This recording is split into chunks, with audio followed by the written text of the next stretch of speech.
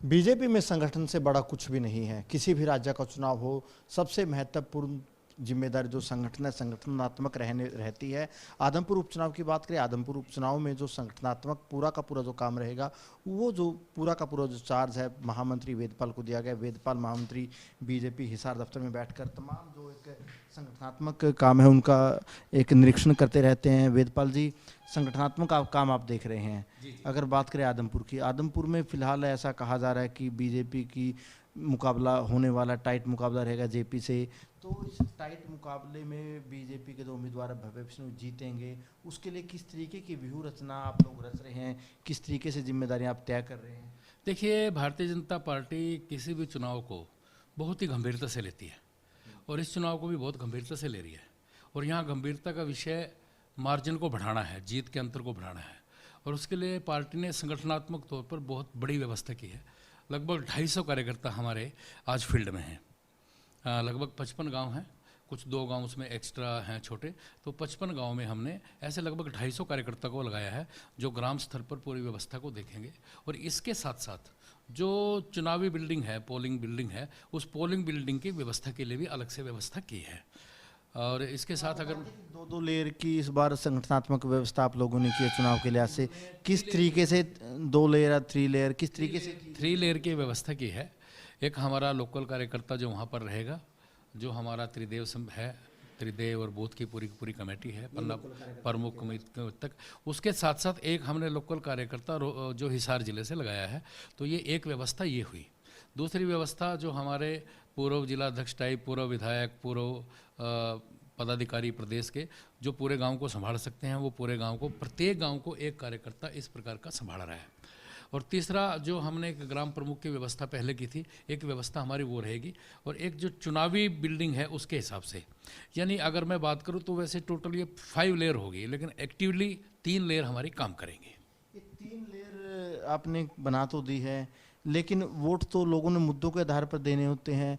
मुद्दे आप लोगों के पक्ष में नजर आ रहे हैं, नहीं आ रहे? क्योंकि किसानों का मुद्दा विपक्ष लगातार उठा रहा है। विपक्ष ये भी कह रहा है कि कुलदीप बिश्नोई ने जो काम करवाने थे वो काम करवाए नहीं है। विपक्ष ये भी कहता है कि ना भजनलाल परिवार की अगर बात करें, कुलदीप बिश्नोई, भव्य बिश्नोई बाहर रहते हैं। बात तो वोट तो मुद्दों पर पड़ता है। तो ये 3 लेयर की व्यवस्था क्या काम आएगी? देखिए, कुलदीप बिश्नोई जी का जो परिवार है, भव्य बिश्नोई, अभी उन्होंने एक बहुत बड़ा रिस्क लिया।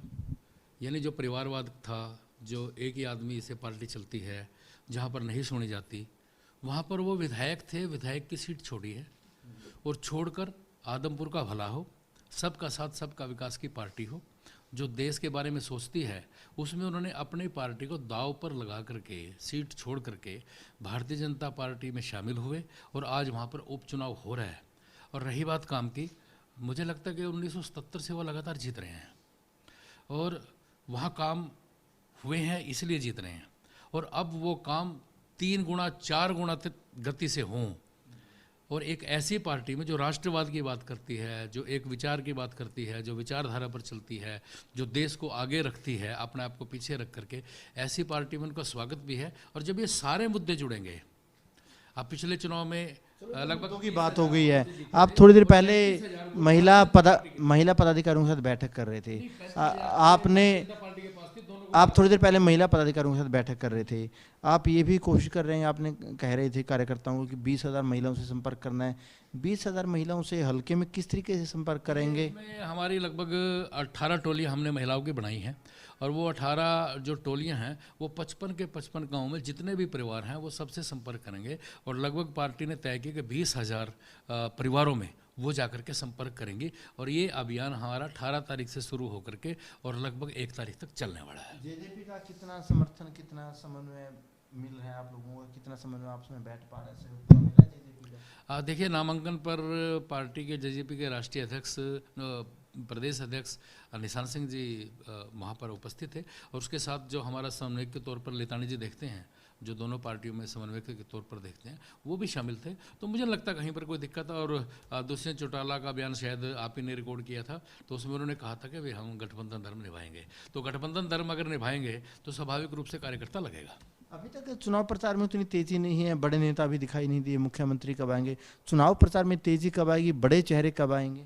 देखिए, अभी नामांकन की प्रक्रिया चल रही है और नामांकन की प्रक्रिया समाप्त होने के बाद जैसे नामांकन भरे जाते हैं, फिर विड्रॉल होता है, फिर सिक्योरिटी होती है, फिर निशान मिलते हैं, तो उसके बाद यहाँ पर बड़े नेता भी आएंगे, माननीय मुख्यमंत्री जी आएंगे, सभी का प्रवास होगा और एक शानदार एक चुनाव यहाँ पर लड़ा जा रहा है और शानदार आगाज भी हुआ है, शानदार उस दिन संख्या थी और शानदार जीत होगी। मानकर चलें सीएम साहब, प्रदेश अध्यक्ष साहब कब से आना शुरू करेंगे? नामांकन के बाद, अभी तारीख तय करेंगे और वो नामांकन के बाद आएंगे माननीय प्रदेश अध्यक्ष जी भी और सभी बड़े नेता भी, माननीय मुख्यमंत्री जी भी।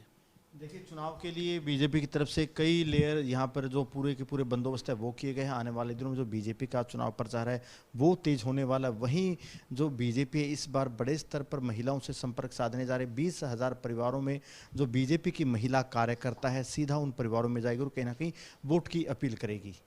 कैमरामैन ललित के साथ अनिल मोर, खबरें तक, हिसार।